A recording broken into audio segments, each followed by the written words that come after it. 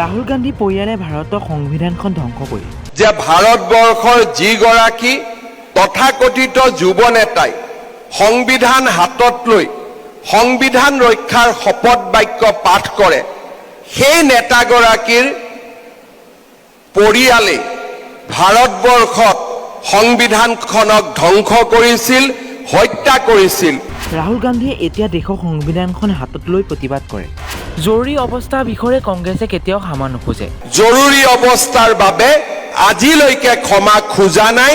ইয়ে হৈছে ভাৰতৰ ইতিহাসৰ আটাইতকৈ কলংকিত অধ্যায়। সংবিধানৰ বিষয়ে কথা কোৱা কংগ্ৰেছৰ কোনো অধিকাৰ নাই।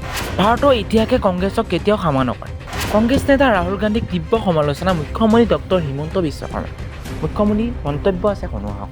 যে ভাৰতবৰ্ষৰ যিগৰাকী তথাকথিত যুৱ নেতাই সংবিধান হাতত লৈ সংবিধান ৰক্ষাৰ শপত বাক্য পাঠ কৰে সেই নেতাগৰাকীৰ পৰিয়ালে ভাৰতবৰ্ষত সংবিধানখনক ধ্বংস কৰিছিল হত্যা কৰিছিল আৰু ভাৰতত কলা অমাৱস্যা নমাই আনিছিল।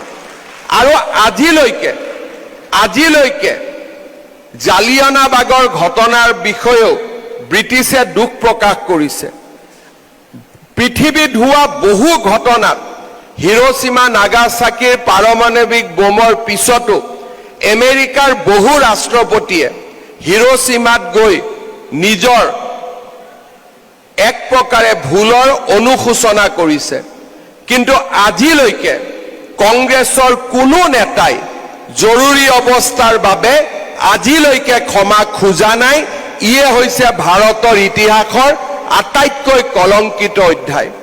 আমি সকলোৱে মিলি এই কথা নিশ্চিত কৰিব লাগিব যে যিগৰাকী ব্যক্তিয়ে সংবিধানৰ শপত খায় সেইগৰাকী ব্যক্তি আৰু তেওঁৰ দলটোৱে ভাৰতবৰ্ষৰ ওচৰত ক্ষমা খোজা উচিত যে আমি ভাৰতবৰ্ষৰ সভ্যতা সংস্কৃতি আৰু গণতন্ত্ৰক মষিমূৰ কৰিছিলোঁ।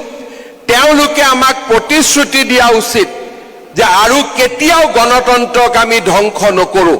আৰু তেওঁলোকে ভাৰতবৰ্ষৰ লোকতন্ত্ৰৰ সেনানীসকল আৰু জৰুৰী অৱস্থাৰ সময়ত অক্লান্ত ত্যাগ কৰা ব্যক্তিসকলৰ ওচৰত ক্ষমা খোজা উচিত যে সেয়া কংগ্ৰেছ দলৰ ভুল সিদ্ধান্ত আছিল আৰু কংগ্ৰেছ দলে আজি ভাৰতৰ ৰাইজৰ ওচৰত বিনা চৰ্তে জৰুৰী অৱস্থা ঘোষণাৰ বাবে ক্ষমা খুজিছে। যেতিয়ালৈকে এই দিনটো নাহে, যেতিয়ালৈকে কংগ্ৰেছৰ নেতাসকলে জৰুৰী অৱস্থাৰ বিষয়ে ক্ষমা নোখোজে সেই মুহূৰ্তলৈকে ভাৰতৰ সংবিধানখন হাতত লৈ সংবিধান ৰক্ষাৰ কথা কোৱাৰ তেওঁলোকৰ নৈতিক অধিকাৰ নাই। নৈতিকতাৰ কাঠামোত সদায় তেওঁলোক পৰাজিত হৈ থাকিব আৰু ভাৰতৰ ইতিহাসে তেওঁলোকক কেতিয়াও ক্ষমা নকৰে। সেয়ে আজিৰ দিনটোৰ আমাৰ বাবে দিয়া আজিৰ দিনটোৱে আমাক দিয়া ডাঙৰ শিক্ষা। সকলোকে এই মক পাৰ্লিয়ামেণ্টৰ বাবে পুনৰ এবাৰ শুভেচ্ছা জনাইছো। নতুন প্ৰজন্মই বছৰে বছৰে ধৰি এই কলা অধ্যায়ক স্মৰণ কৰিব লাগিব, কাৰণ আমি জৰুৰী অৱস্থাক পাহৰিব নোৱাৰো আৰু জৰুৰী অৱস্থাক আমি পুনৰ উভতি আহিব দিব নোৱাৰো। We must not forget emergency and we must not allow emergency to come back again.